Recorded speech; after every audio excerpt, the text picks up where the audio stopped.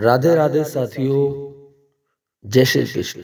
आइए देखते हैं, आप थंबनेल देख करके समझ गए होंगे कि हम किस विषय पर बात करने जा रहे हैं। लोग ये कह देते हैं कि हमारे घर में लक्ष्मी नहीं टिकती है, धन आता है चला जाता है, पता नहीं कहाँ चला जाता है। कार्यों में पढ़ाई की बच्चों की, लेकिन वो सक्सेस नहीं हुए, पढ़ाई में चले गए, बर्बाद हो गए। यानी कहने का मतलब है धन नहीं रुकता है। तो इसकी सिर्फ एक ही वजह है, वो वजह क्या है जानना चाहेंगे आप? तो हम आपको बता रहे हैं। इससे पहले आपसे निवेदन करूंगा कि हमारे YouTube चैनल ज्ञान एक खजाना को सब्सक्राइब कर लें, जिससे कि हमारे ज्ञानवर्धक वीडियो आप तक आते रहे, नोटिफिकेशन जो आप सुन सकें।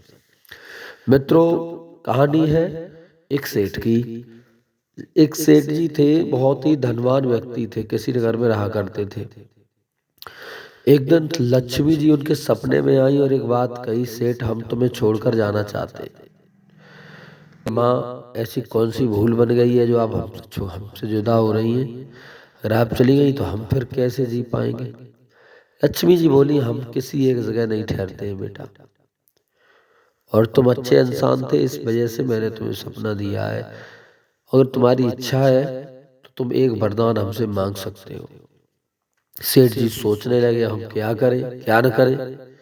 सेठ जी ने विचार किया कि ऐसा करते हैं, अभी ऐसे नहीं मांगेंगे माँ, आप कल आना हमारे स्वप्न में, हम अपने घर परिवार से पूछ लें वो वरदान क्या मांगना। अब आप तो जा ही रही हैं, हम वैसे कुछ मांग लें तो हो सकता है उचित चीज न मांगे। तो लक्ष्मी जी अदृश्य हो गई। सुबह हुआ, उन्होंने यानी सेठ ने सभी बच्चों को और उनके चारों पुत्र बधुएं थी, अपनी बहुओं को बुलाया। एक बात कही, बेटियों, लक्ष्मी जी हमारे सपने में आई थी और उन्होंने एक बात कही है कि हम तुम्हें छोड़कर जाना चाहते हैं। तो बहुओं, उन्होंने एक वरदान मांगने के लिए हमसे बोला है, तो मैं वरदान क्या मांग लूं? पुत्र कहने लगे हैं, पिताजी बहुत सा धन मांग लो। चारों पुत्र बोले, बहुत सा धन? सेठ की बात बुद्धि में नहीं आई, बोले धन तो खर्च हो जाएगा, कोई ऐसी चीज मांगी जाए जिससे कि उन्नति हो। सबसे बड़ी बहू कहने लगी, पिताजी ऐसा करो, तुम सोने से भरे हुए कलश मांग लो, जो हम लोग कहीं ऐसी जगह रख देंगे जो हमारा बहुत सारा धन बना रहेगा।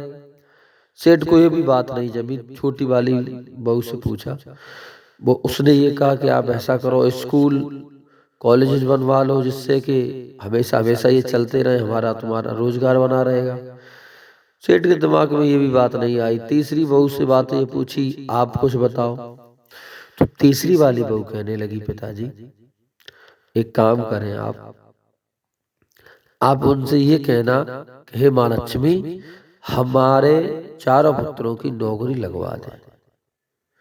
जवाब दिया। सेठ सोचने लगे, ये भी बात नहीं जमी। तो सबसे छोटी वाली चौथी बहू थी, उससे पूछा, बेटी तुम कुछ बोलो।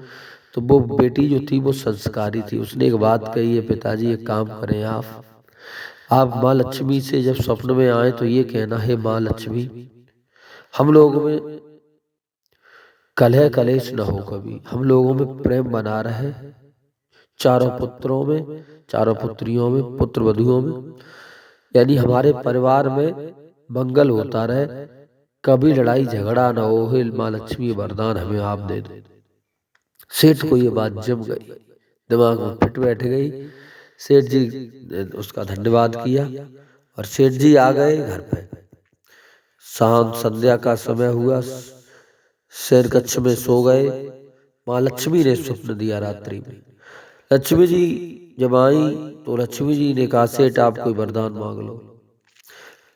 तो दोनों हाथ जोड़ करके सेठ जी कहने लगे, हे माँ, आप हमें वरदान देना चाहती हैं, आप हमसे प्रसन्न हैं तो इतना वरदान दीजिए कि हम सभी में प्रेम बना रहा है, हमारे घर परिवार में हम लोगों में कभी लड़ाई झगड़ा कलेश न हो, हम लोग सभी एक मन के हो जाएं, सभी प्रेम पूर्वक जीवन का निर्वहन करें। माँ लक्ष्मी प्रसन्न हो गई। एक बात कही है, सेठ तुमने ये वरदान मांग करके हमें खुश कर दिया। उन्होंने वरदान दिया, एवं अस्तु, ऐसा ही होगा। और एक बात कही है सेठ, अब हम तुम्हें छोड़ करके कभी नहीं जा पाएंगे, क्योंकि वरदान भी इधर दे दिया, हमारा वरदान कभी झूठा नहीं होगा। दूसरी बात यह है, जहाँ प्रेम होता है, लड़ाई झगड़ा कलेश नहीं होती है कभी भी, तो मैं उस स्थान को छोड़ करके नहीं जाती हूँ। और सच तो ये, आज से तुमने हमें अपना बना लिया, आज के बाद हम आपके घर परिवार को कभी नहीं छोड़ पाएंगे। दोस्तों, इस कहानी से हमें क्या प्रेरणा मिली, क्या शिक्षा मिली?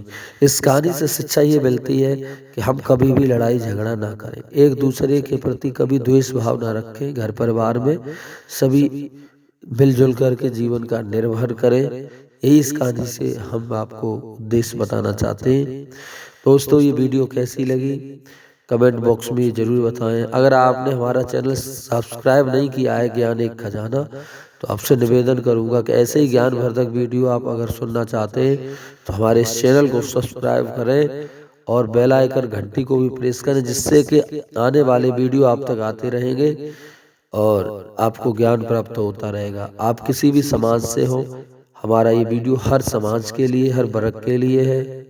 तो आइए देखते हैं अब किसी नए वीडियो में, तब तक के लिए जय श्री कृष्ण।